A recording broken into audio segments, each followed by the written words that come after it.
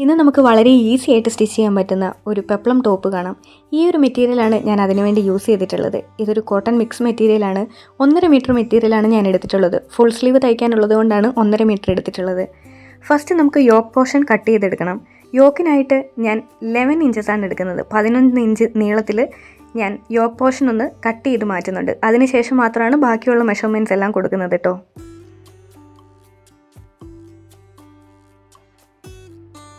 നാലാക്കി മടക്കിയിട്ടിട്ടാണ് നമ്മൾ കട്ട് ചെയ്യാൻ എടുക്കുന്നത്. ഇതേപോലെ തന്നെ നാലായി മടക്കിയിട്ടിട്ട് നമ്മളൊരു ലൈനിങ് പീസ് കൂടെ എടുക്കുന്നുണ്ട്. ഇതേ കളറിലുള്ള ലൈനിങ് എൻ്റെ കയ്യിൽ ഇല്ലാത്തത് കൊണ്ടാണ് ഞാൻ ഈ ഒരു ഷെയ്ഡിലുള്ള ലൈനിങ് എടുത്തിട്ടുള്ളത് കേട്ടോ. ഇനി നമുക്ക് ലൈനിങ്ങിലാണ് നമുക്ക് വേണ്ട മാർക്കിങ്സ് എല്ലാം കൊടുക്കാനുള്ളത്.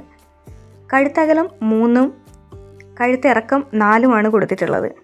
അതൊന്ന് മാർക്ക് ചെയ്തതിന് ശേഷം ഷോൾഡർ 6ഉം അതേപോലെ തന്നെ കൈക്കുഴി 6.5ഉമാണ് ഞാൻ കൊടുക്കുന്നത്.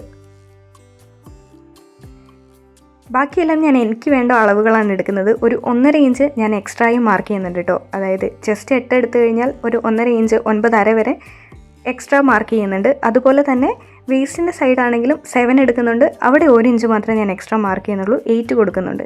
ഇനി നമുക്ക് കൈക്കുഴി ഒന്ന് മാർക്ക് ചെയ്തെടുക്കാം. അതേപോലെ തന്നെ ഷോൾഡറും ഒന്ന് 1/4 ഇഞ്ചിൽ സ്ലോപ്പ് ചെയ്തും കൂടെ എടുക്കുന്നുണ്ട്. മാർക്ക് ചെയ്തതുപോലൊക്കെ തന്നെ നമുക്ക് കട്ട് ചെയ്തെടുക്കാം. പക്ഷേ നെക്ക് കട്ട് ചെയ്യുമ്പോൾ ഞാനൊരു 3/4 ഇഞ്ച് വിട്ടിട്ടാണ് കട്ട് ചെയ്യുന്നത്. അത് ബാക്ക് നെക്കിന് വേണ്ടിയിട്ടാണ് കേട്ടോ. ഇനി ബാക്ക് നെക്ക് മാറ്റി വെച്ചിട്ട് ഫ്രണ്ട് നെക്കിന് വേണ്ടിയിട്ട് നമ്മൾ മാർക്ക് ചെയ്തതുപോലെ 4 ഇഞ്ചസിൽ തന്നെ ഒന്ന് കട്ട് ചെയ്തെടുക്കാം. പിന്നെ ഫ്രണ്ടിൻ്റെ കൈക്കുഴി ഒന്ന് ചെറുതായിട്ട് കുഴിച്ചുകൂടെ വെട്ടിയെടുക്കുന്നുണ്ട്. ഇനി ഇതേ മാർക്കിംഗ് പോലൊക്കെ തന്നെ നമുക്ക് നമ്മുടെ നല്ല മെറ്റീരിയലും കട്ട് ചെയ്തെടുക്കണം. ഫ്രണ്ട് പാർട്ട് മാറ്റി വെച്ചിട്ട് ബാക്ക് പാർട്ടിൻ്റെ അളവ് വെച്ചിട്ടാണ് കട്ട് ചെയ്യാൻ പോകുന്നത്. നമ്മൾ എന്തായാലും കട്ട് ചെയ്യുമ്പോൾ നെക്ക് കട്ട് ചെയ്തെടുക്കുന്നില്ല. അതുകൊണ്ടാണ് ബാക്ക് പാർട്ട് വെച്ചിട്ട് നമ്മൾ ബാക്കിയുള്ള അളവുകളെല്ലാം വെച്ച് കട്ട് ചെയ്തെടുക്കുന്നത്. നെക്ക് നമ്മൾ സ്റ്റിച്ച് ചെയ്യുമ്പോൾ മാത്രമേ കട്ട് ചെയ്ത് കളയുന്നുള്ളൂ കേട്ടോ.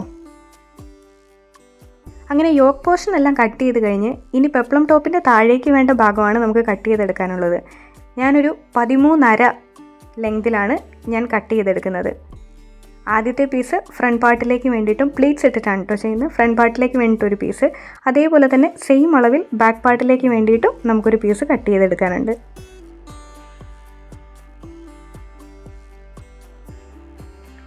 ഇത് കട്ട് ചെയ്ത് കഴിഞ്ഞിട്ടുണ്ടെങ്കിൽ ബാക്കി വരുന്ന ഫുൾ മെറ്റീരിയലിൽ എത്ര ലെങ്താണോ കിട്ടുന്നത് അത്രയും ലെങ്ത് എടുത്തിട്ടാണ് ഞാൻ സ്ലീവ് കട്ട് ചെയ്തെടുക്കുന്നത് കേട്ടോ.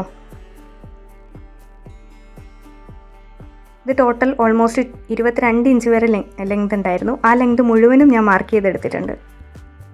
പിന്നെ നമുക്ക് വേണ്ടതുപോലെ നമ്മുടെ അളവുകളെല്ലാം മാർക്ക് ചെയ്ത് നമുക്ക് സ്ലീവ് സാധാരണ എങ്ങനെയാണോ കട്ട് ചെയ്യാറുള്ളത് അതുപോലെ തന്നെ കട്ട് ചെയ്തെടുക്കാം.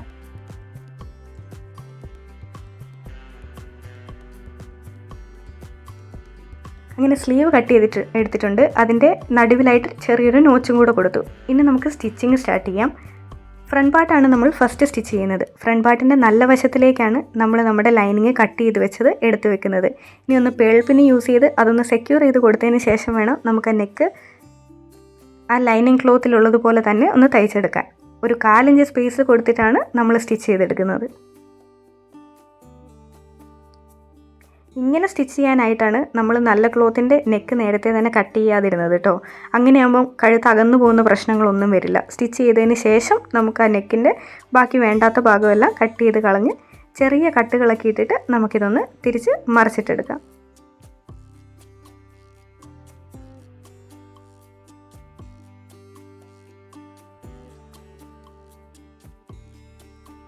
ഇനി നമുക്ക് ഈ നെക്കൊന്ന് പതിച്ചടിച്ചു കൊടുക്കണം. അത് സാധാരണ പോലെ തന്നെ ഫ്രണ്ട് പാർട്ട് മാത്രമേ നമ്മൾ ഫസ്റ്റ് തന്നെ പതിച്ചടിക്കുകയുള്ളൂ കേട്ടോ. അങ്ങനെ ഫ്രണ്ട് പാർട്ട് നമ്മൾ കൃത്യമായിട്ട് നെക്ക് ഒന്ന് പതിച്ചടിച്ചെടുക്കണം.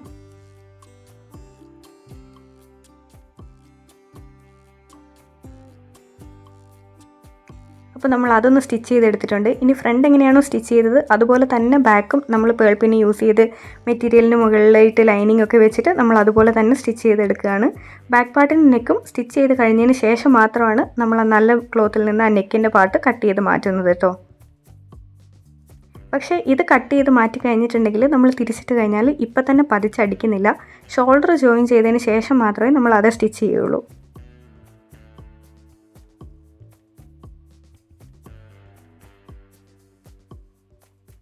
അങ്ങനെ ബാക്ക് പാർട്ട് നമ്മൾ നേരെയാക്കി എടുത്ത് വെച്ചിട്ടുണ്ട്. അതിലേക്ക് തന്നെ നല്ല വശവും ഒരുമിച്ച് വരുന്ന രീതിയിൽ ഫ്രണ്ട് പാർട്ടും കൂടി എടുത്ത് വെച്ചിട്ട് ഫ്രണ്ട് പാർട്ടിനെ ഉള്ളിൽ വരുന്ന രീതിയിലും ബാക്ക് പാർട്ടിൻ്റെ ലൈനിങ്ങും നല്ല ഭാഗവും അതിന് പുറമേ വരുന്ന രീതിയിലും വെച്ചിട്ട് വേണം നമ്മൾ ഷോൾഡർ ഒന്ന് സ്റ്റിച്ച് ചെയ്തെടുക്കാൻ. ഷോൾഡർ സ്റ്റിച്ച് ചെയ്യുമ്പോൾ എപ്പോഴും ഡബിൾ സ്റ്റിച്ച് കൊടുക്കുന്നത് നല്ലതായിരിക്കും. ഷോൾഡർ സ്റ്റിച്ച് ചെയ്ത് കഴിഞ്ഞപ്പോൾ ഇൻവിസിബിൾ ആയിട്ടുണ്ട്. നമ്മളുടെ സ്റ്റിച്ചിങ് മാർക്കുകളൊന്നും ഇല്ലാതെ നമുക്ക് ഷോൾഡർ മാർക്ക് കൃത്യമായിട്ട് സ്റ്റിച്ച് ചെയ്ത് കിട്ടിയിട്ടുണ്ട്. 2 ഷോൾഡറും സ്റ്റിച്ച് ചെയ്ത് കഴിഞ്ഞു. ഇനി നമുക്ക് ബാക്ക് പാർട്ട് ബാക്കിയൊന്ന് പതിച്ചടിക്കണം. ആ നെക്ക് നമ്മൾ സ്റ്റിച്ച് ചെയ്തിട്ടുണ്ടായിരുന്നില്ലല്ലോ, അതുകൊണ്ട് ആ ബാക്ക് പാർട്ടിൽ നിന്ന് സ്റ്റിച്ച് ചെയ്തെടുക്കാം.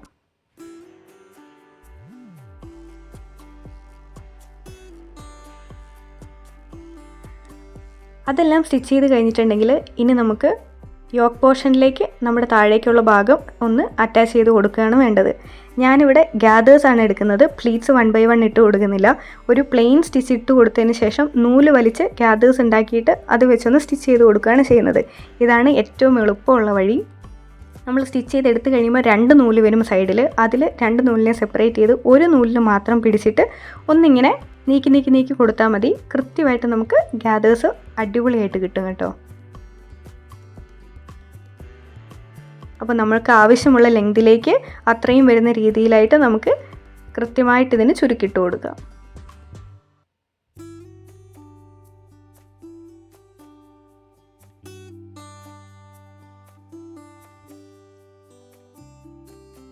ഒരു സൈഡിൽ പേൾ പെന്ന് വെച്ച് ഒന്ന് സെക്യൂർ ചെയ്ത് കൊടുത്തതിന് ശേഷം കറക്റ്റ് ലെങ്തിലാണോ ഇത് വരുന്നതെന്നൊന്ന് നമ്മൾ ശ്രദ്ധിച്ച് നോക്കുക. അതിനുശേഷം കൃത്യമായിട്ട് വെച്ചിട്ട് ഒന്ന് സ്റ്റിച്ച് ചെയ്തെടുക്കുക. ഈ ഭാഗവും അറ്റാച്ച് ചെയ്ത് കഴിയുമ്പം ഒരു സ്റ്റിച്ചല്ല തിരിച്ച് വെച്ചിട്ട് ഒരു സ്റ്റിച്ച് കൂടെ തിരിച്ച് കൊടുക്കുന്നുണ്ട്. കാരണം എങ്കിലേ ഇത് കൃത്യമായിട്ട് സെക്യൂറായിട്ട് അവിടെ ഇരിക്കത്തുള്ളൂ.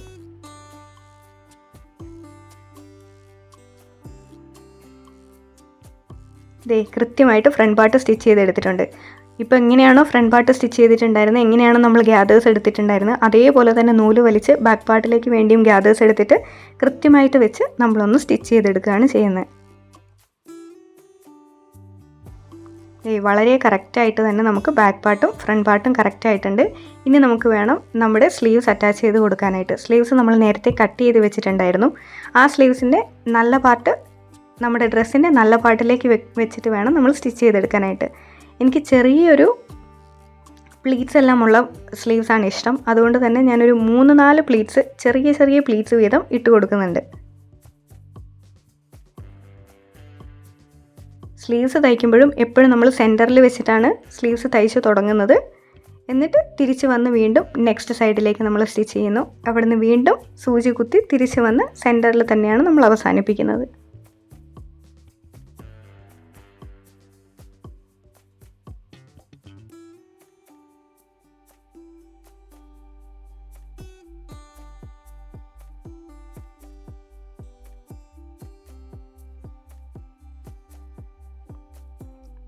അങ്ങനെ 2 സ്ലീവ്സും നമുക്ക് ഇതേപോലെ തന്നെ കൃത്യമായിട്ട് അറ്റാച്ച് ചെയ്തെടുക്കാം.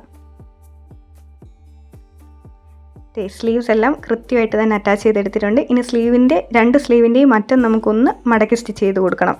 എന്നിട്ടേ നമുക്ക് കൃത്യമായിട്ട് നമ്മുടെ അളവിനനുസരിച്ച് ഒന്ന് കൂട്ടി യോജിപ്പിക്കാൻ പറ്റത്തുള്ളൂ. അതുകൊണ്ട് 2 സ്ലീവും ഒന്ന് ചെറുതായിട്ട് മടക്കി സ്റ്റിച്ച് ചെയ്ത് കൊടുക്കുക.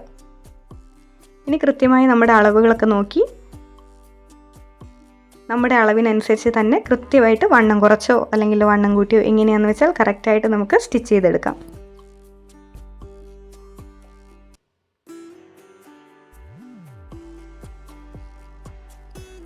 ഇനി കൃത്യമായി സ്റ്റിച്ച് ചെയ്ത് എടുത്തു കഴിഞ്ഞിട്ടുണ്ടെങ്കിൽ അളവുകളെല്ലാം കറക്റ്റ് ആണെങ്കിൽ നമുക്കിനി അടിഭാഗം കൂടി ഒന്ന് മടക്കി സ്റ്റിച്ച് ചെയ്ത് കൊടുക്കാം. ഒരുപാട് ലെങ്തിലൊന്നും നമ്മൾ എടുത്തിട്ടില്ലാത്തതുകൊണ്ട് തന്നെ ചെറുതായിട്ട് ഒന്ന് മടക്കി സ്റ്റിച്ച് ചെയ്ത് കൊടുക്കുന്നതേ ഉള്ളൂ കേട്ടോ.